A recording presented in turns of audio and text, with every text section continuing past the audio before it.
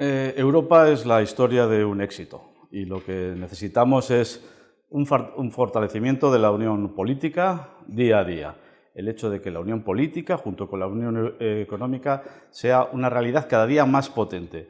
Eso implica que a Europa hay que seguir llenándola de capacidades, de competencias. La Unión Europea tiene que ser algo así en el futuro, en ese futuro que estamos construyendo y sobre el que ahora reflexionamos como los Estados Unidos de Europa. Tenemos que seguir ese camino. Si eso supone que los Estados puedan perder alguna competencia, alguna capacidad, pues bienvenido sea en favor de esa unión política definitiva, fundamental, que es la ilusión y la garantía de éxito de todos los ciudadanos de este continente.